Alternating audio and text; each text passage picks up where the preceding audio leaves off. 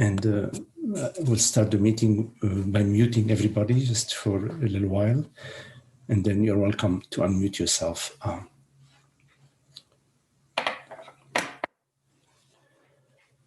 So just to start, if we could either close our eyes or turn our gaze, our attention inwardly, so that we can rest as we are, rest as the aware presence that is.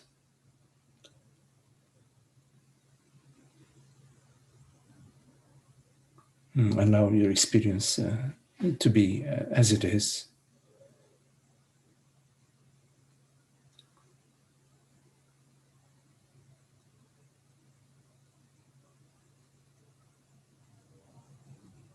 Meaning do nothing, sort of to simply be.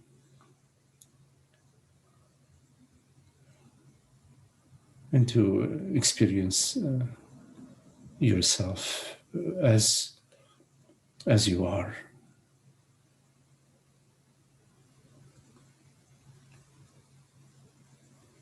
No, not to try to seek any better state or any particular experience.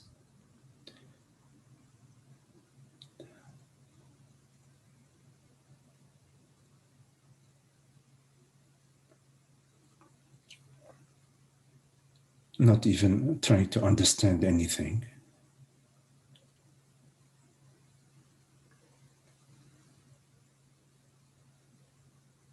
Sort of allowing the light of being to shine whichever way it is shining.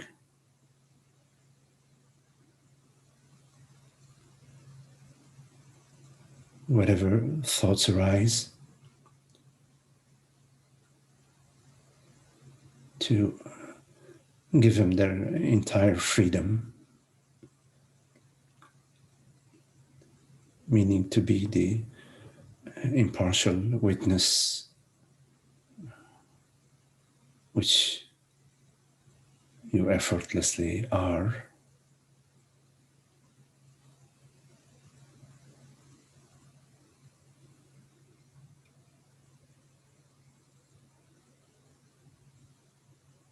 Like clouds appearing in the wide open sky.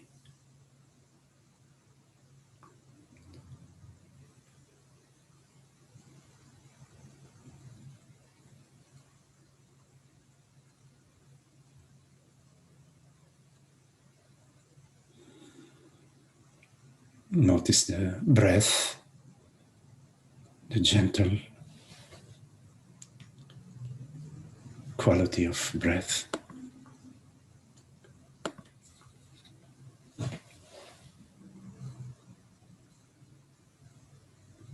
Effortless.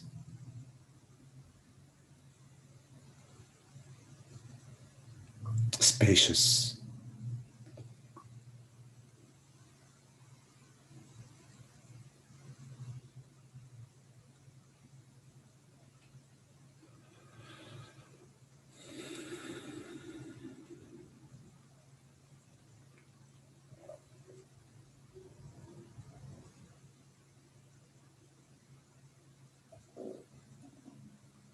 As this presence, this aware presence, all is well. In complete absence of judgment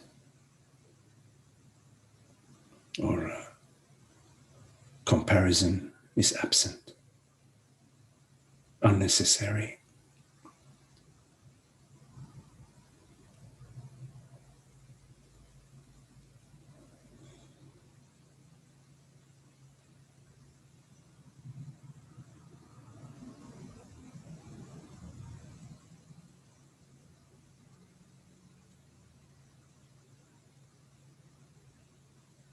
We are this open space of awareness, effortlessly so.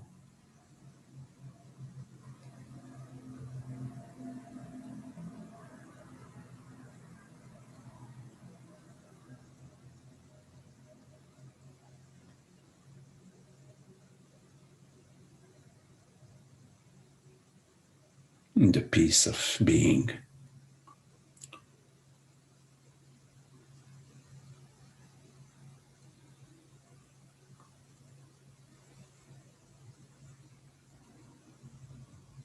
Which is right there at the heart of our being.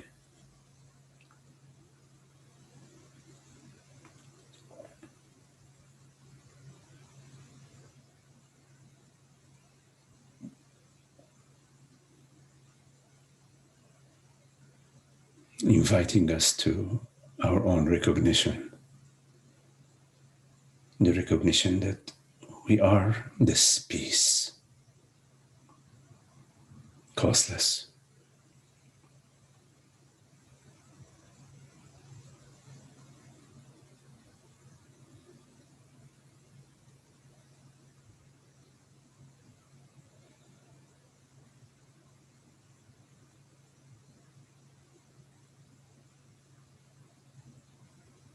Yes, there is the body-mind, which appears to you.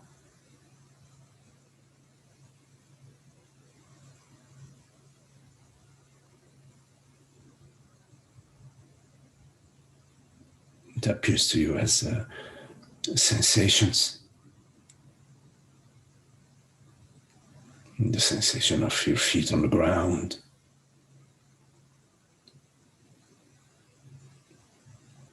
the sensation of your back against the chair or the couch.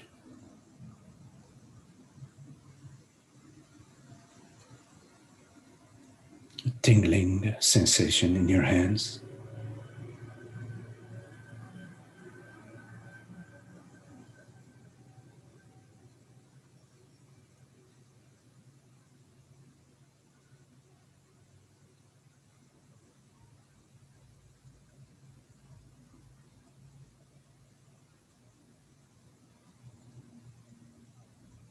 The body-mind appears to you also as perceptions,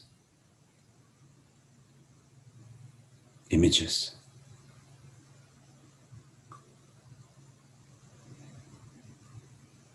The perception of a body, arms, hands, legs.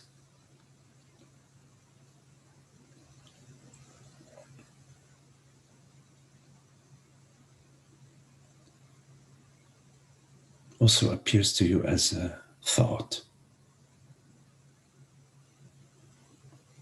a mental form.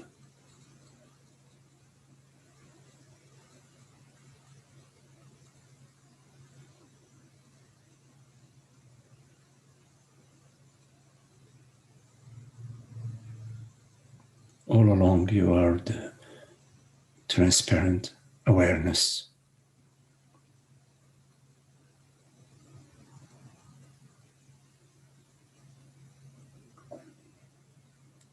It takes on the form of a sensation or a perception or a thought.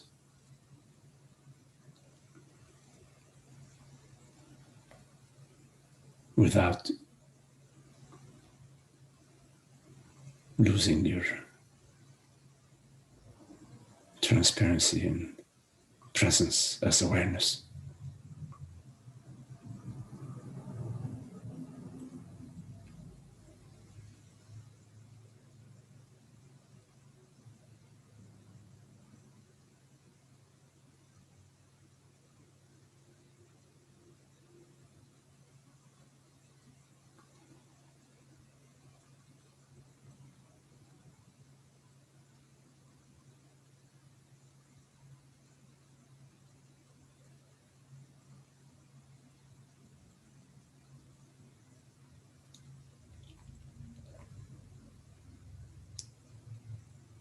We all refer to this aware presence as I.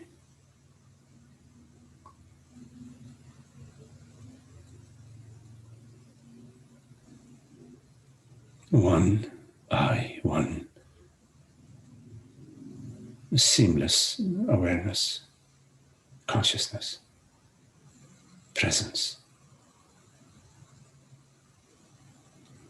that has no past, no future. It's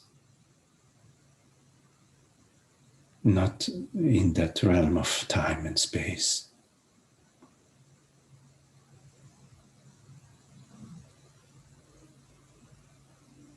The reality of I, the reality of consciousness.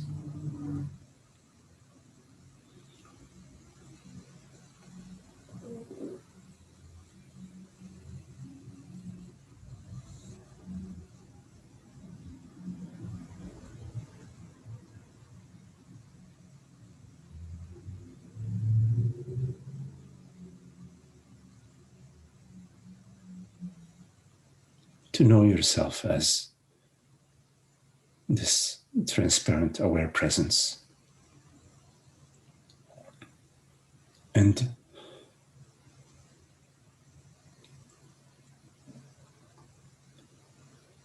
to know that this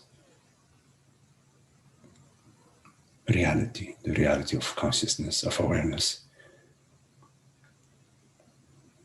is not a product of thought or a product of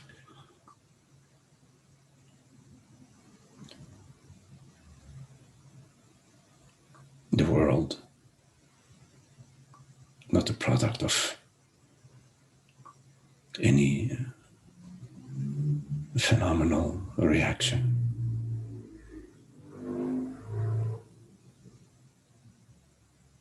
To comprehend that this awareness is absolute and is not caused by anything. It's not the product, it's not the result of a scientific discovery or a chemical reaction.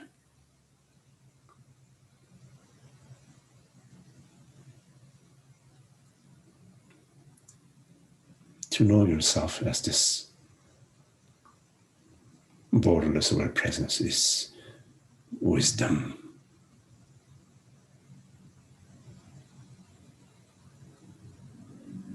God's wisdom shining through your mind, being revealed. The mind recognizes, is transformed by this understanding.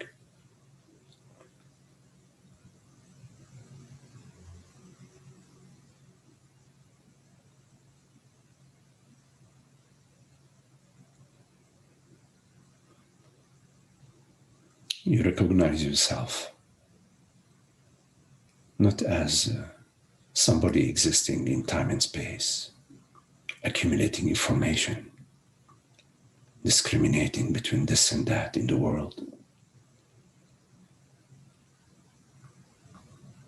Recognizing yourself not as a body-mind born in a certain time and place,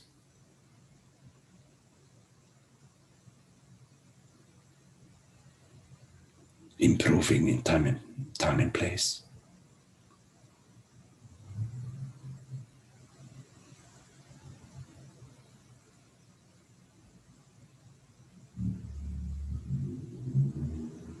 Recognizing that the body-mind and the accumulation of knowledge and the growth of the body, all of that appears to you, but is not you.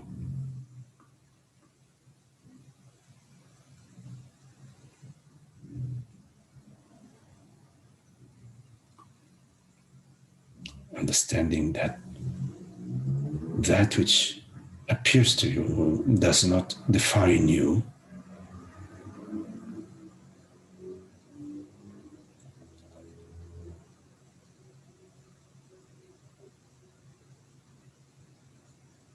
and that you do not need any definition.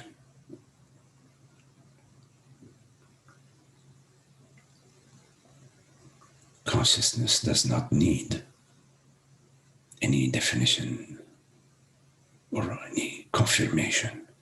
It is confirmed by itself. It is its own confirmation.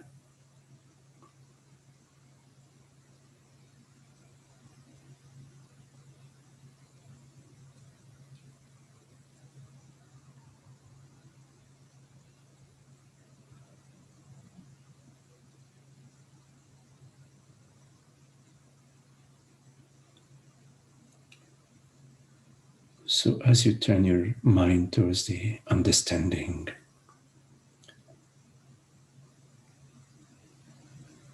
of the true significance of I and the true significance of being and its relationship with existence,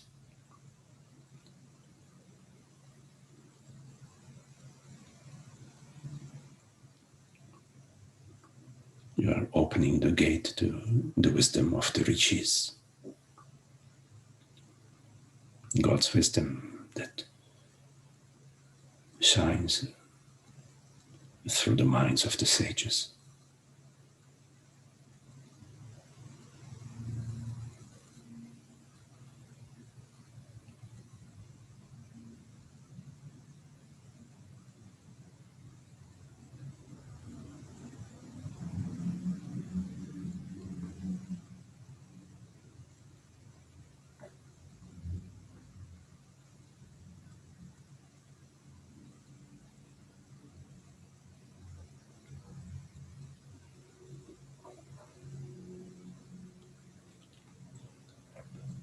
While knowledge is cumulative and may, on occasion, be quite functional for the body-mind,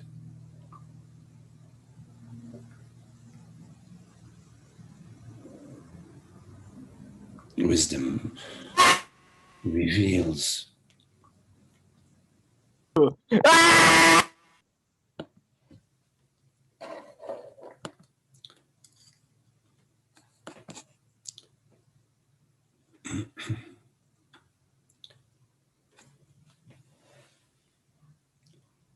your true nature.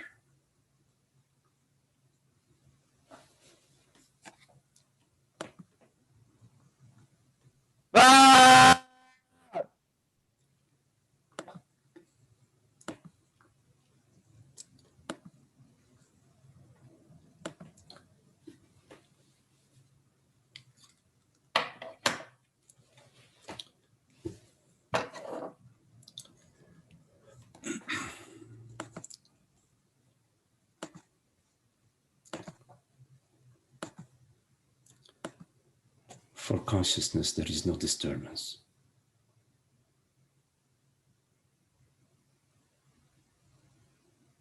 There's never an interruption.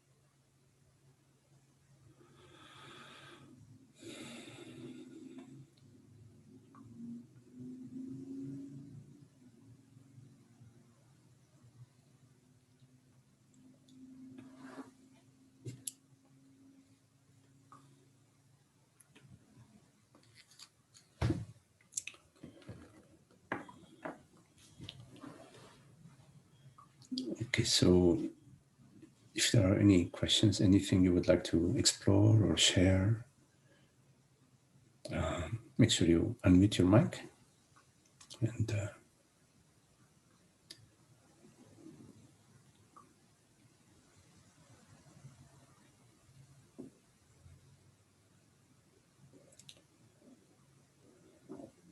so any questions?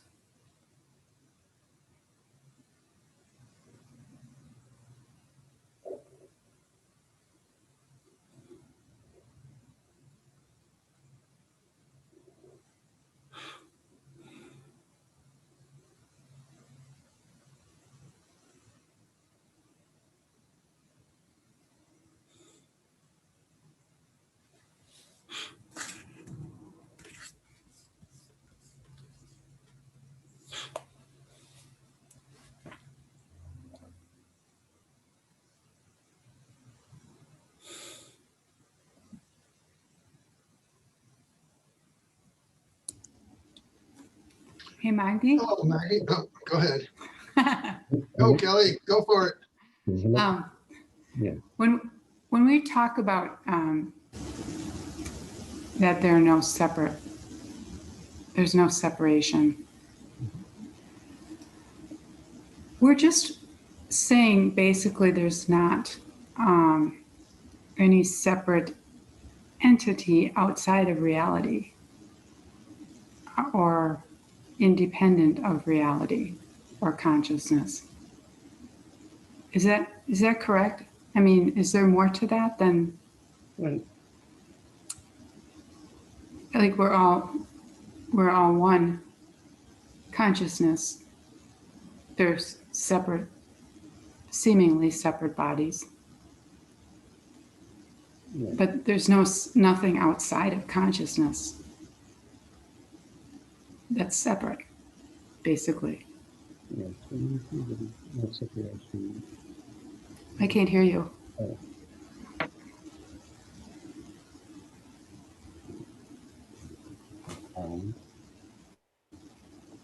Okay. When we say there is no separation, can you hear me now? Yes? Okay.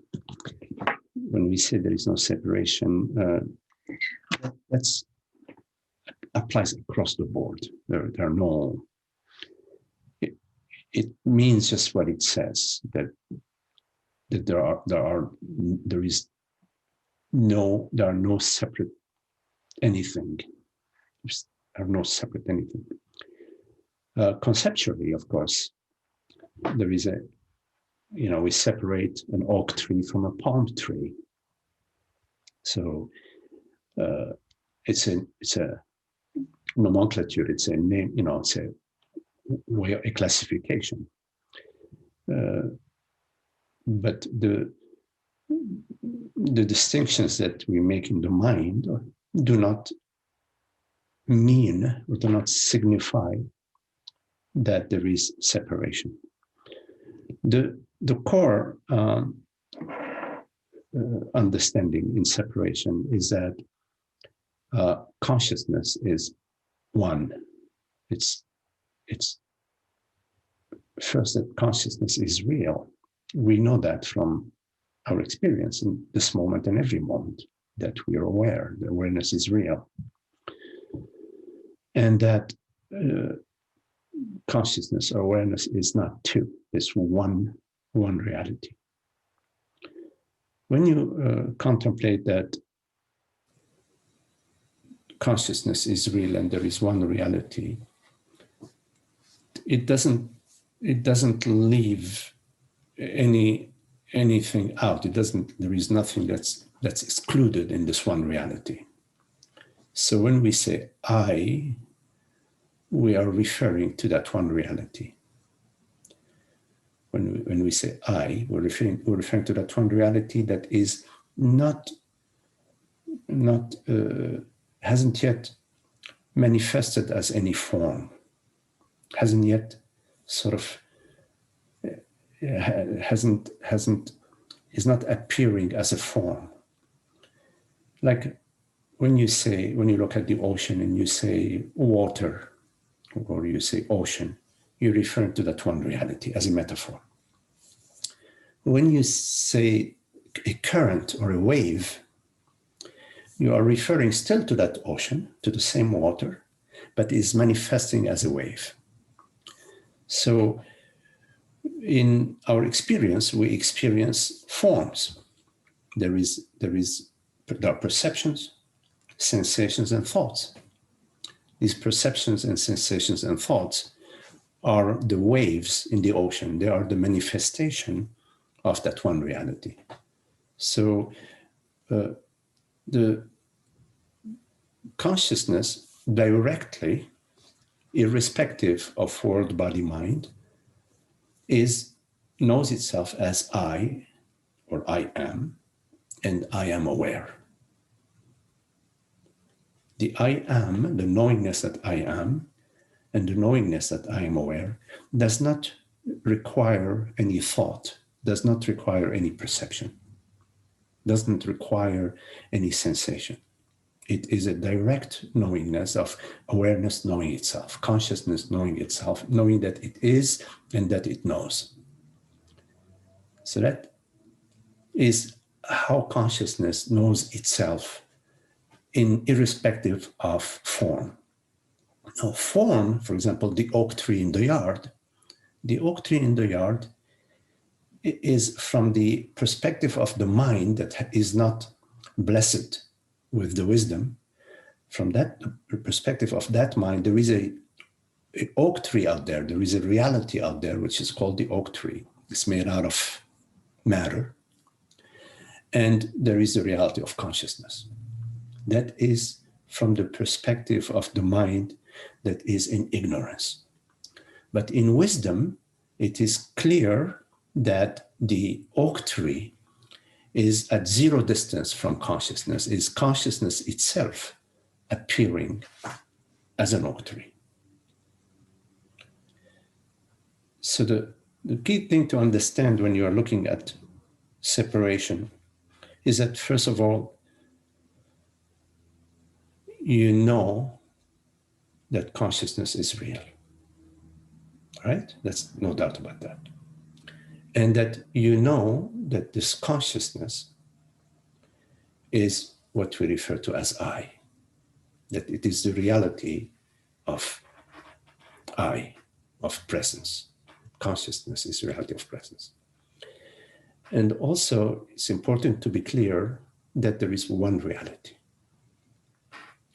Now, there is no way to prove scientifically that there is one reality.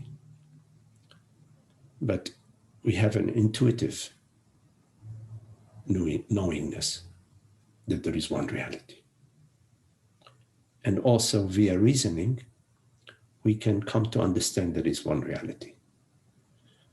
We're not going to go through that now, but I just want to mention it's important to be clear that there is one reality.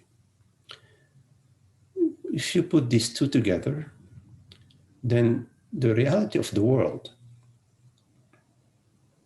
whatever you perceive, the reality of the mind, whatever thoughts and sensation you experience, and the reality of the body must be that one reality, the reality of consciousness.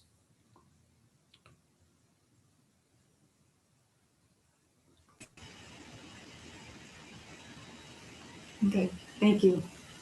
There is a required shift in the model that you use in your perception.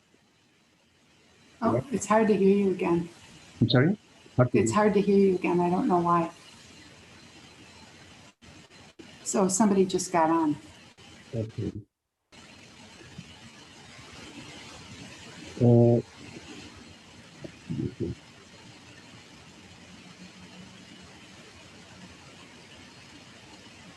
Yeah, maybe it's like it's going that on YouTube. Can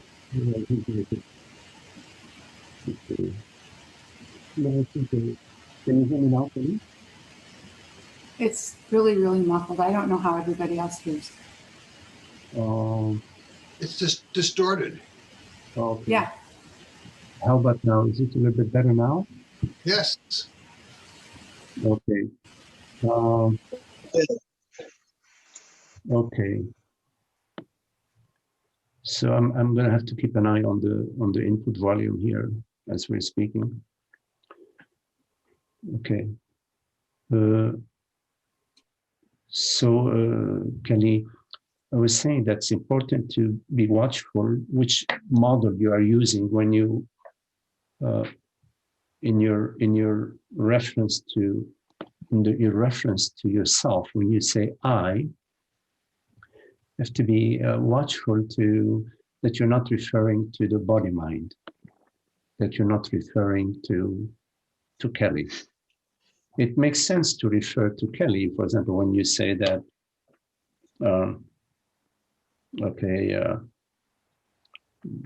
there is a certain ache, Kelly's leg is tight, I need to massage Kelly's leg. Okay, you're referring to Kelly as the body, but whenever you're referring to I, have to be really watchful that you're referring to the source, you're referring to awareness, you're referring to consciousness. Always have to come back to that. In other words, that sort of whenever you catch yourself referring to I as the person, as a woman, have to make a distinction that the woman, the Kelly is the name of the body. Kelly is what we all call this body. Kelly, this body, mind, Kelly. Yes, there's no problem with that. It's perfect. Body, mind called Kelly is perfect, no problem. But when you're referring to I, okay, be watchful not to be referring to the body, mind. Simply be clear about that. Yes. Always I, by I, we refer to presence, awareness. And as you keep inviting yourself to that understanding, the mind is going to get on board. It's going to be affected by that understanding. And so when you say I and the oak tree, when you say I and the oak tree, you're referring to the body, Kelly, and the oak tree. There is a distance between the body and the oak tree. You can take a tape measure and say, okay, there are check your volume. So some it's not my volume, some ambient noise coming in.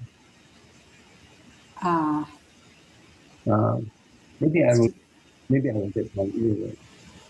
Okay. Magdi, maybe can you one time restart your computer as an idea? Or If I restart my computer, we'll disconnect it from. I know, but then this doesn't work with the recording. It's really weird. It sounds very muffled today. Yeah, I know. I'm wondering if I would bring my earphone, if it may help. I'm going to. Yeah.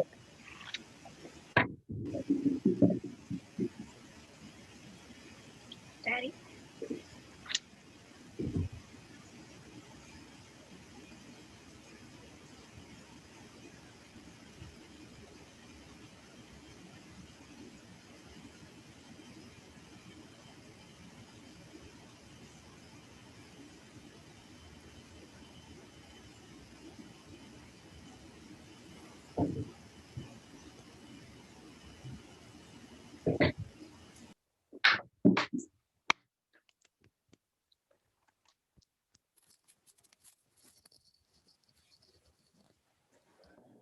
Is this any better?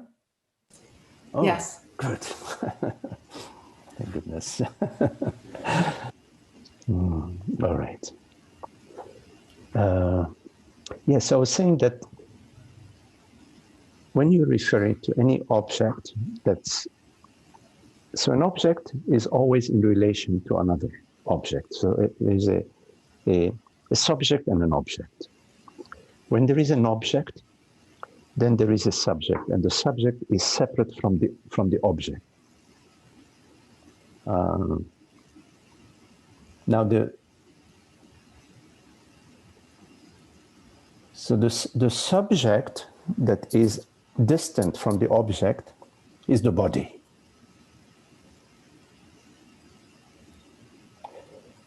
But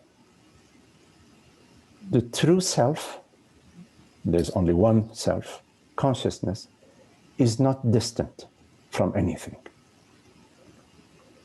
So the distance between the body that we call Kelly and the oak tree is a distance which makes sense in the realm of the objects. But in the realm of reality, the realm of consciousness, there is no distance. There is no distance between consciousness and the oak tree. So when we speak of separation, we are confusing realms. In the realm of form, there is distance, which is a function, a way, it's a conceptual model to allow us to relate in the realm of the human, in the human realm. And it allows us also to study the world, body, mind, which we observe. So the entire mathematical model of space and time is a model, a useful model to try to not only comprehend to a certain extent or model to a certain extent the function of nature, but also it allows us as human beings to develop technologies that can improve the realm of manifestation. And it's appropriate at that level. So at the level of mind, it is appropriate to have distance, space and time. They're very appropriate models, although they're constantly, due to the scientific studies, those models are changing. We're still finding models that can fit better. But when it comes to consciousness, you need to understand that all this, the realm of manifestation and all the modeling that we do via the mind, meaning the entire time and space model, is a model that's occurring within consciousness. It does not describe consciousness. It does not relate to consciousness. It relates to the world, to the universe. It relates to our understanding of the universe.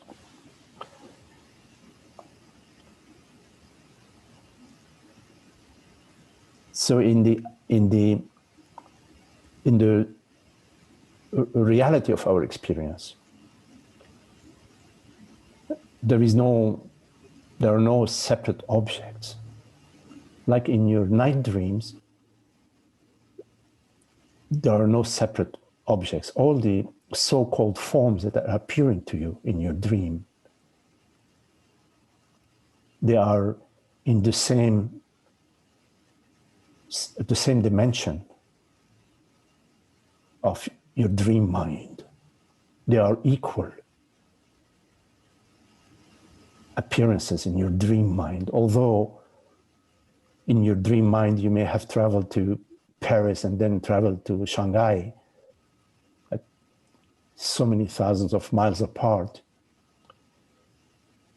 which makes sense from the dream perspective. From the perspective of your understanding, both Paris and Shanghai appeared at the same level and at the same space and time, which is a space and time of the dreamer's mind. And the space and time aspect of consciousness is eternity. Eternity is the time, and infinity is the space.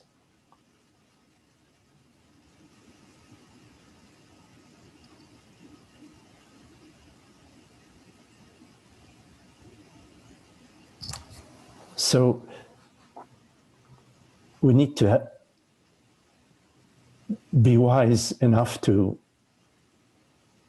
be capable to make the distinction between the models that are functional, that operate within a certain model, and consciousness, which does not operate under any model,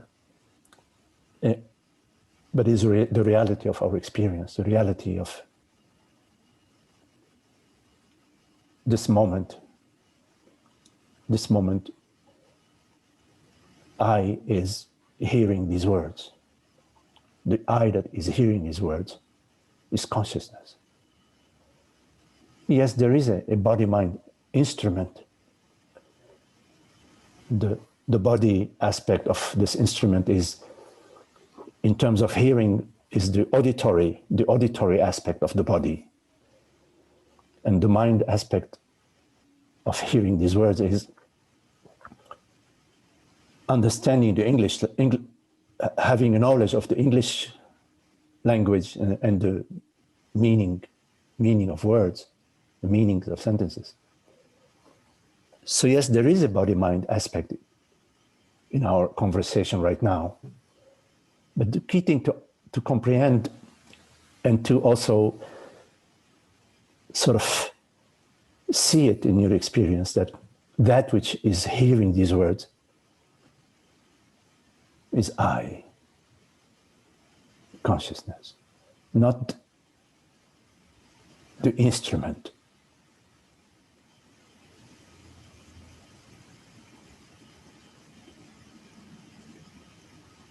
And whenever you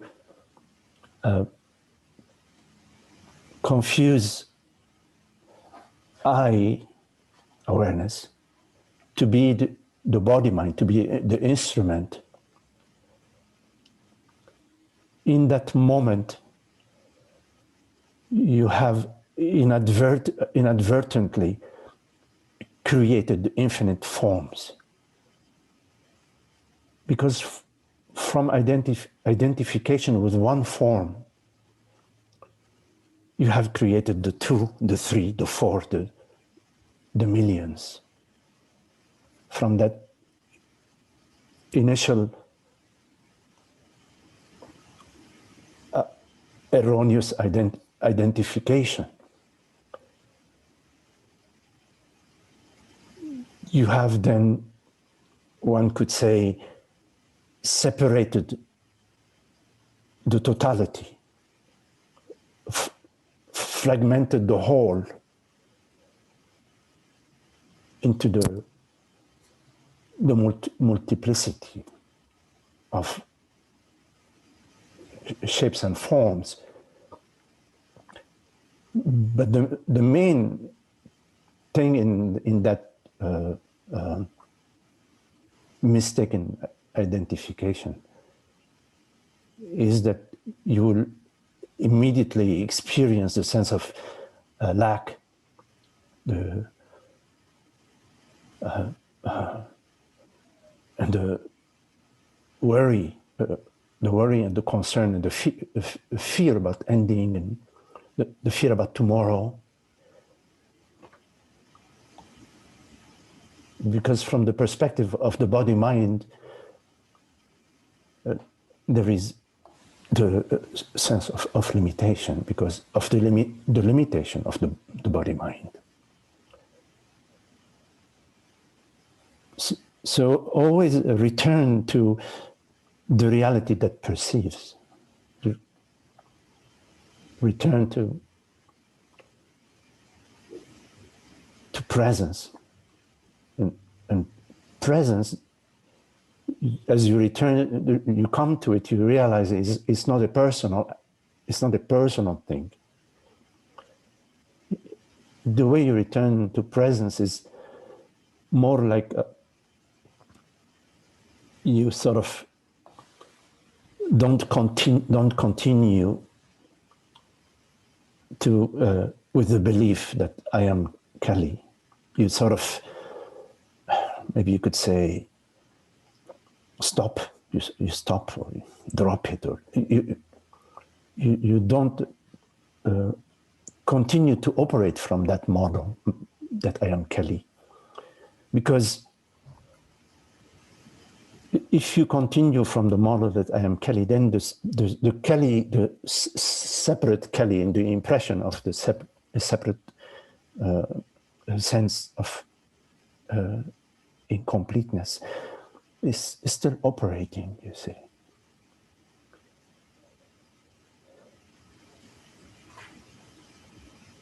So in a way, you are active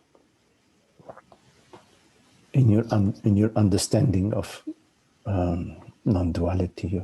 You're active in that you are ceasing to engage in the wrong activity.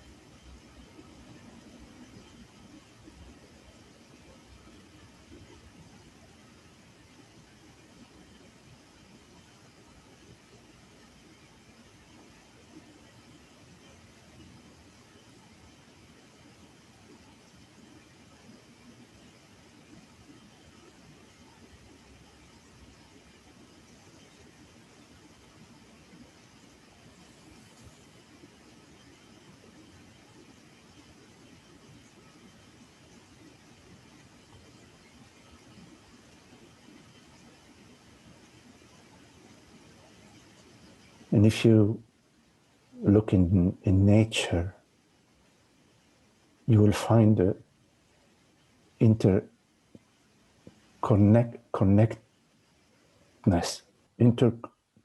connectivity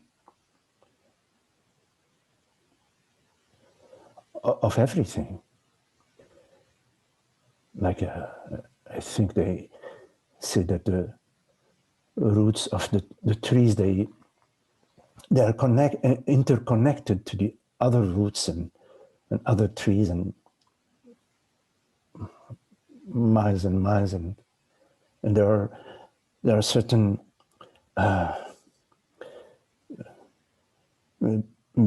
the earth is some bacteria in the earth that is sort of feeding off the roots and feeding the roots, and it's also getting fed from the rain and the sunshine. And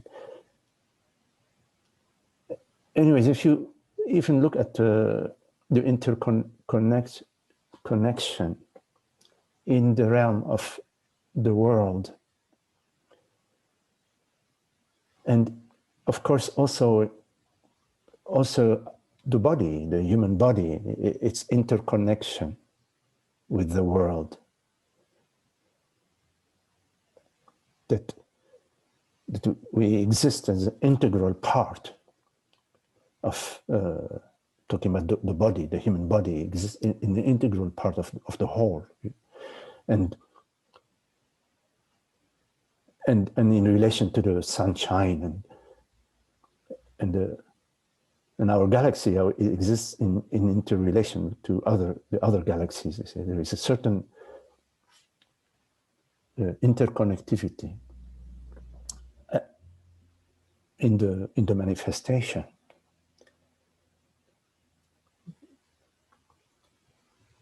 And this interconnectivity, in a way, it's a wholeness. It's a one realm, and the belief that there is separation, it doesn't fit. It's contradicted by the universe.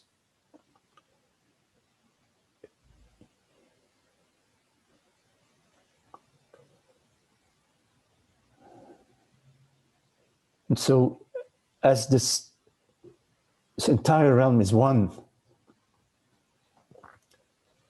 then the concept of birth and death is only a model. It's only it doesn't have absolute reality. It has a functional purpose. So we say, okay, this puppy is born, this cat is born, so it has a sort of a functional, descriptive, but when we then say, I am born, we are confusing the body, the birth of the body, which is born in 1970, whatever it was born, it is documentation for that. It's not a problem. With the birth of I, consciousness, which is a grave error in our understanding. And it's a cause of tremendous misery and fear and concern and unhappiness.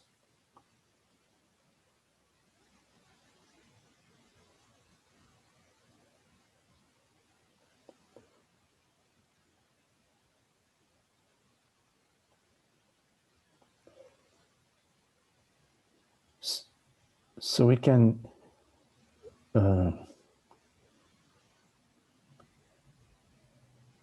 get the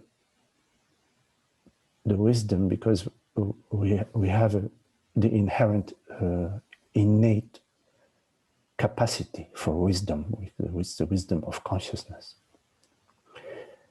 and it's about the wisdom of consciousness is about itself, about reality. It's never about how the diesel engine can be improved or something like that, which is fine. I mean, that's not the wisdom. That's more in the realm of the knowledge, which is very fine, perfect. But in the wisdom, then we apply our reasoning about consciousness, about the reality. And this is how we can come to an understanding and a living understanding in our being, in our life, in every expression of our being, a living understanding. And the wisdom is expressing itself then via our body-mind effortlessly.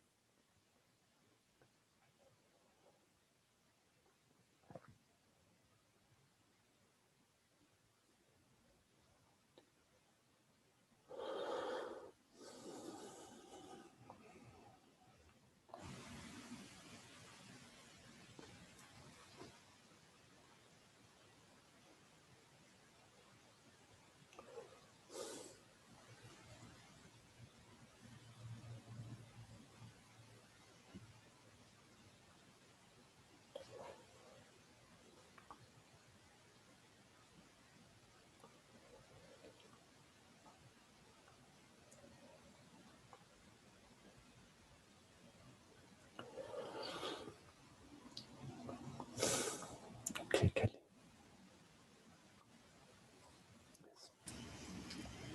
Thank you, Magdi. Hi, Magdi. May I ask a question, please? Hello, George. Yes. I'd like to ask about the term body-mind. Yes. It seems that that's a strange mixture of different realms. The body has a relative existence, like an oak tree. The body, my body's here in this room. It has a location, and it exists to the same extent that an oak tree exists. But a mind has no location. It's not a physical object. It seems that it's much more conceptual. It's a conglomerate of thoughts and whatever. And I don't quite understand putting these two concepts together. Yes. Yes. Well, the way you can put the body and the mind together is they are both within awareness, within consciousness. So the body appears to you as a concept, as sensation, as perception. Similarly, thoughts, images, memories appear to you as consciousness. So the body and the mind, they are both arisings. They're both manifestation, appearance. And so sometimes we say the gross and the subtle. We make distinction between that which we can perceive and also sort of sense, like you can sense the table, you can sense your leg, you can, and between thought, which you really cannot sense it with your senses, you cannot hear it or see it. So we say there is the gross and the subtle, the manifestation of the gross and the subtle. But if you consider, for example, the form of water taking on the form of ice, and the water taking on the form of steam or air or something like that. You know, the gaseous appearance of water and the ice appearance of water. If you look at these, they're both water in that, using it as a metaphor about that, they are both consciousness.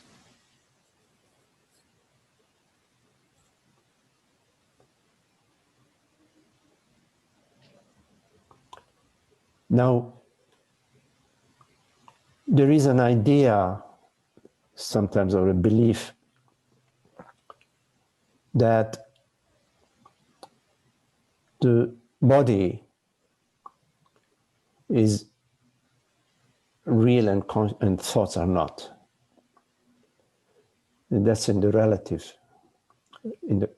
realm. We say, okay, that which is made out of matter is real, that which is not made out of matter is not real.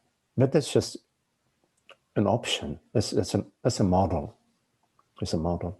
I mean, they're both appearances, you know. Sometimes we have the sense of identification. We identify more with the body than with our thoughts. And so sometimes we say, okay, well, the body is here, but the thoughts, they're not, you see. And because thoughts, they just come and go, they're more fluid than the body. But if you look at the thought that comes and lasts, for example, 4 minutes, just picking a number, time, 4 minutes. And then a sensation in your body, the sensation of your body, of you're feeling heavy or you're feeling tired, it lasts 2 hours. 2 hours. So you say, oh, well, 4 minutes, that's nothing. 2 hours, that's really something. So you make a choice of giving more weight to 2 hours and saying for 4 seconds or 4 minutes, that's nothing. That's just a mind choice. Let's change that time frame.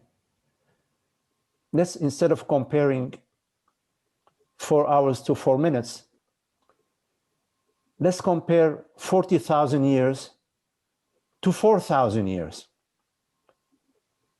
from that perspective, you would say, oh, 4,000 years, they mean nothing.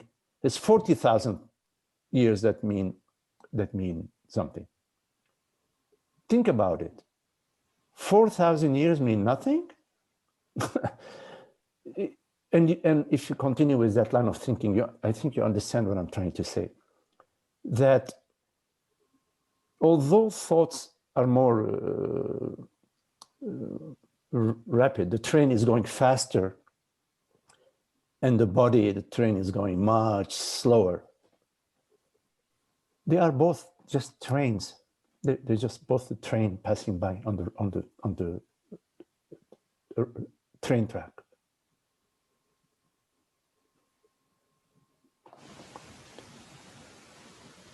Okay, thank you, Magdi. Okay, George.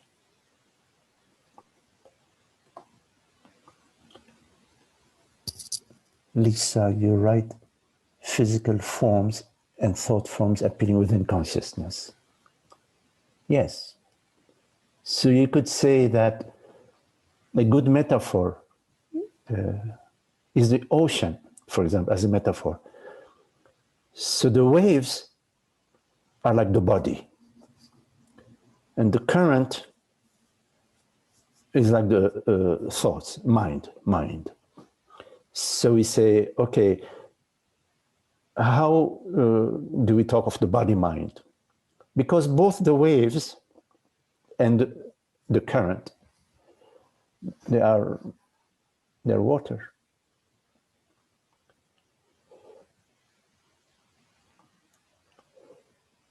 But it's more, I think your question, George, is more at the identification level, that we identify more with the body. Any identification is false. Any identification is false. So remain just open-handed. No. Everything, sensations, perceptions, thoughts, just everything passing. Because it is passing. I mean, these things are passing, so. I mean, why do you want to hold on to the passing train, you know?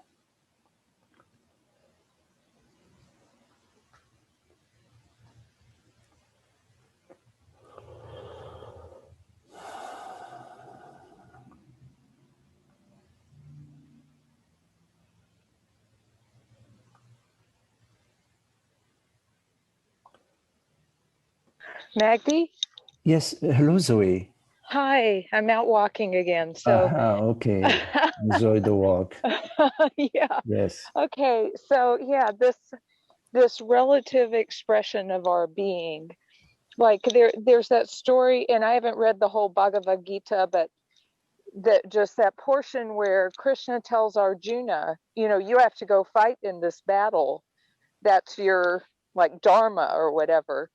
And that's, can you speak about the seeming roles? It's like they're passing, they're fleeting, and yet, like, for instance, for me, having a daughter, there's this mother role, which I'm much less attached to now. And I was noticing the other day when I was speaking with my daughter, who's in kind of a relatively impactful situation, like, in truth, I know all is well, but like, like what came out of my mouth was like, okay, that path may not be the best to go. And I'm just going, well, did I need to even say that? Yeah, in relating with your daughter and relating across the board in life, we relate hopefully with intelligence, with love, with wisdom, with affection, with consideration, and with respect, and with freedom, so that we recognize, hopefully, in our relationship, our freedom, and as well as the freedom of our daughter. We recognize our wisdom and the wisdom of our daughter. We recognize, the love that we share and that we are. So, of course, you have experience because of your life. You have so much more experience. That's, of course, very particular to you. It may not at all be relevant or significant to your daughter. But yet it is your experience and your understanding and your wisdom. And your wisdom and your understanding and your experience, they have their place in your relationship with your daughter, not as an absolute truth, no, but as an expression of your relationship with her. So you could share with her your understanding, your experience, what you feel is your wisdom, but it's for her to take it or leave it, or to take part of it and leave part of it, but it is part of your loving relationship with her to share with her, to express with her when there is a certain something you observe, a certain concern you have, she comes to you with a certain situation, to listen. You listen, not trying to save her, not trying to solve her problem, because that may reinforce that there is a problem. All there are situations. There aren't problems, because problems relate to a personal self. There are situations, and how we face a situation. We face a situation the best we can at the moment with whatever information we have, inviting ourselves to meet the situation with love and understanding, you see. So that was exactly it, Magdi. That was my concern, that I was reinforcing maybe that there was a problem. That was... Yeah. Well, you may be perceiving from your perspective a certain direction in which your daughter may be going, that you find yourself out of love, sharing with her your understanding, and there may be even your caution to expressing. So you're perceiving a situation, because if there isn't any situation that you're perceiving, then you're just sitting and watching TV together or having meal together. Obviously, you're talking about something that is arising in her space or in both of in your common space. And so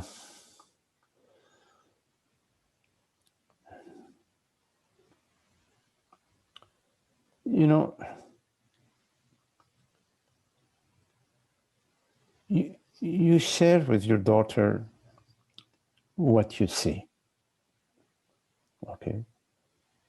But you have to allow her to make her decision, which way to go and what to do. But you remain available to her. You say that I'm available. Even if you don't say it, she will sense that you are available in case, you are needed. And, but not to worry about her, because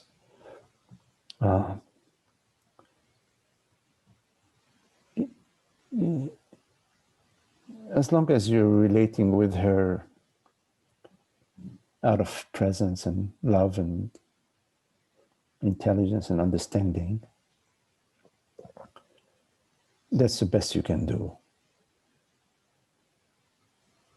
And Yeah, I thank you that it's that whole piece about I can share what's here, even if it's not the absolute truth. That I mean, yeah, we share our understanding and how Yeah. what's allowed for us to share. I mean, you can't make your daughter hear or listen to things when she's not open to listening. You can't.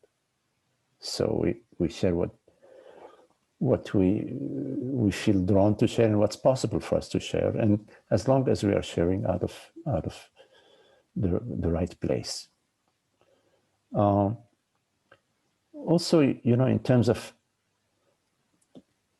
if you look at your life, you will find that there has been many difficult situations in your life that have contributed in one way or the other to your wisdom, to your growth, to your learning.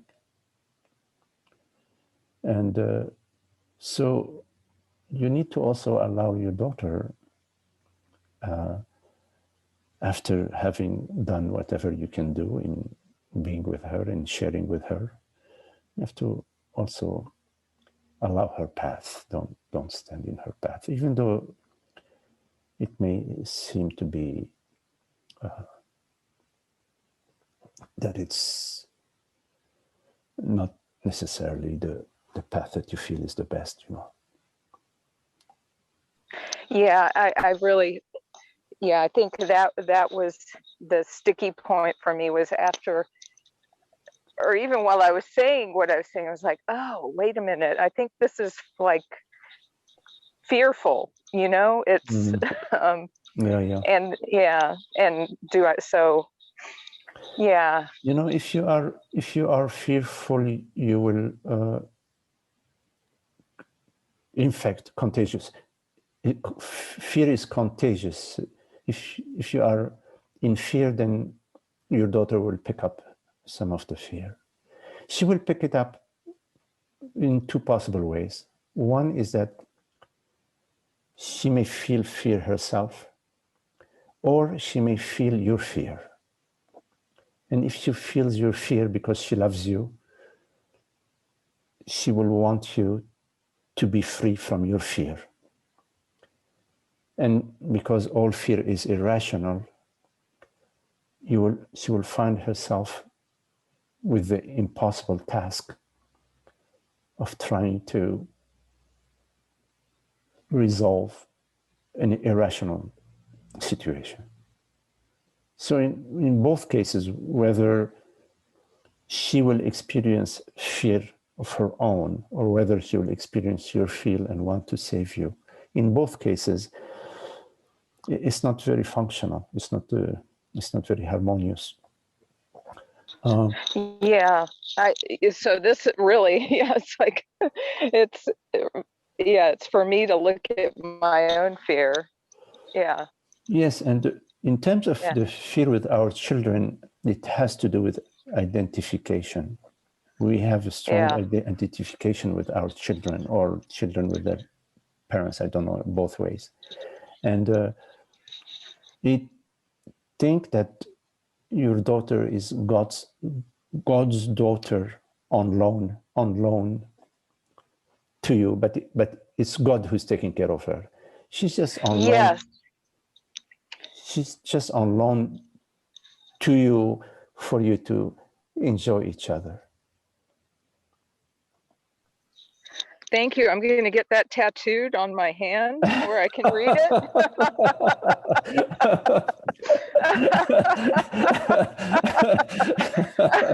All right. Tattoo there. Thank you, Magdi. Okay, Zoe. Enjoy your walk. Okay. Thank you. Okay. Yes, that too.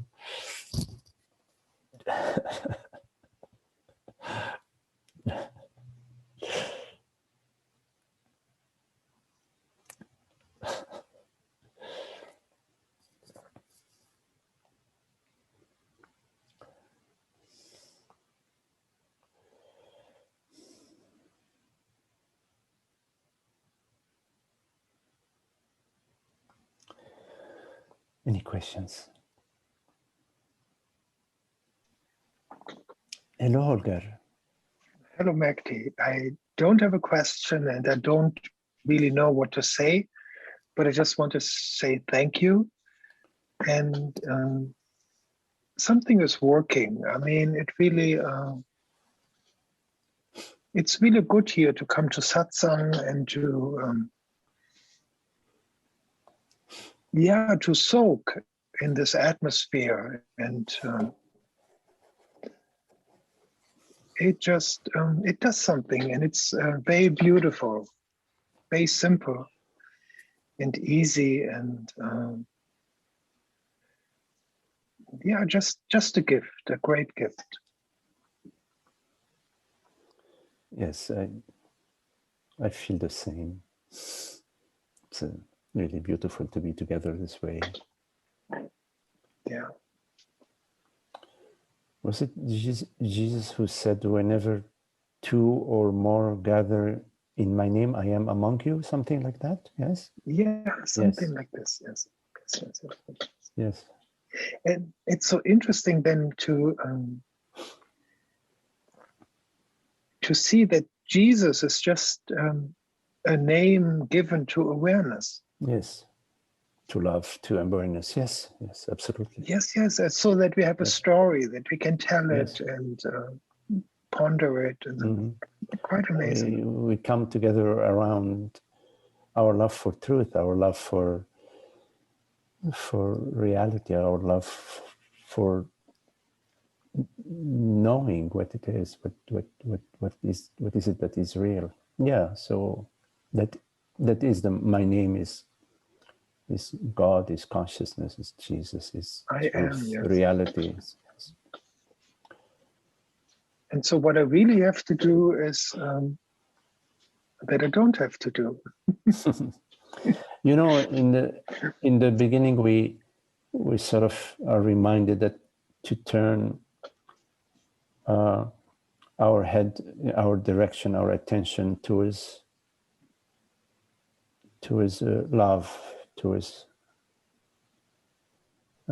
So there is a certain, let's say, period where we are sort of reminding ourselves and taking some steps in the direction of truth and love. And these steps we take, they awaken within us the love that is within us, that we are. It's there, maybe just somehow dormant. It awakens it. And then it reminds us. It reminds us of itself. So, I mean, there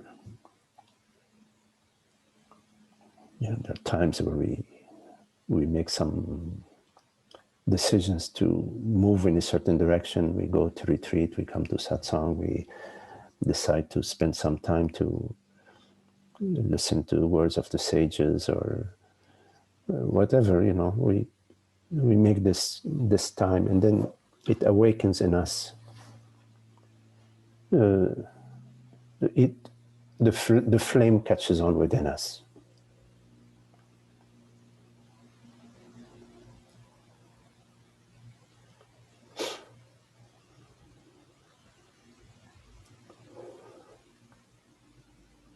And in a way, that's what we do here.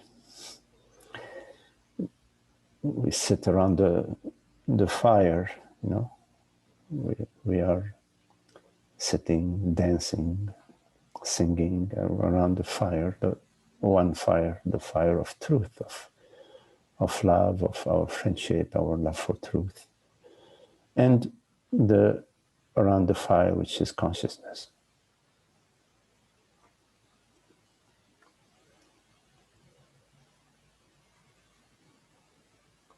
Because we are that. This This transparent presence is the one reality. It's so, it's just magnificent, the freedom of being and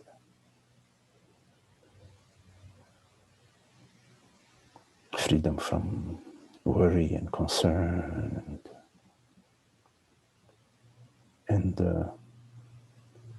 and to be so transparent and touched and touching effortlessly just by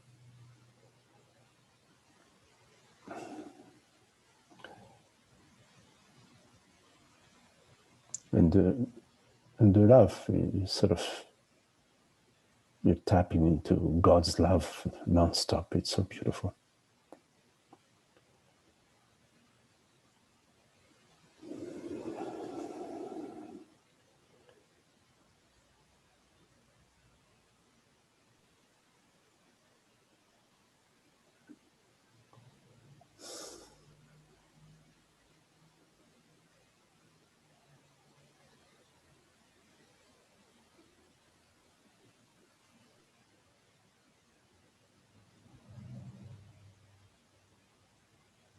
And it is by coming together this way that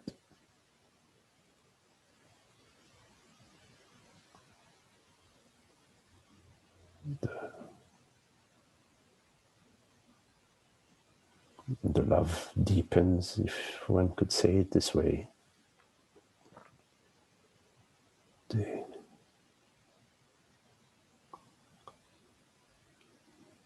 peace is simply effortlessly established.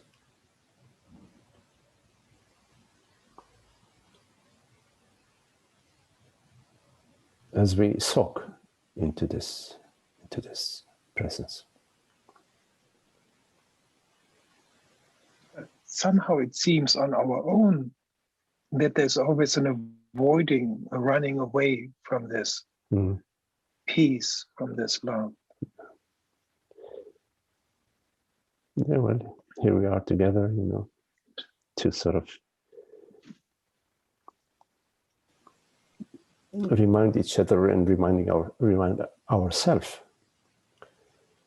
And eventually the perfume of love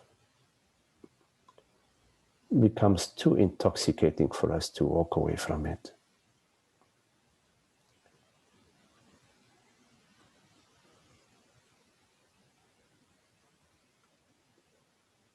It's there.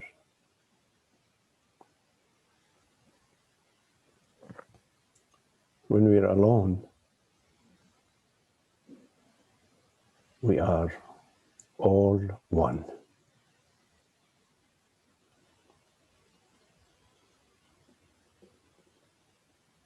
We're never alone as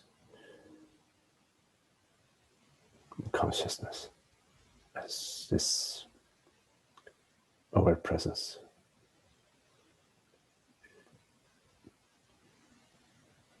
There's no borders, no center, no. It's infinite diameter without center.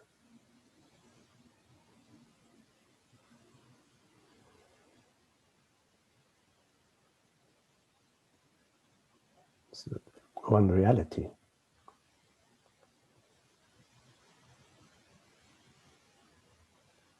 How can that be ever alone?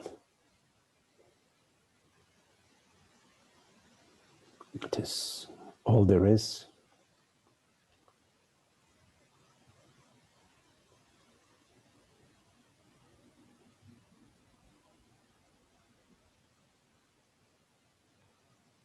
It knows it is. And it knows it is all there is.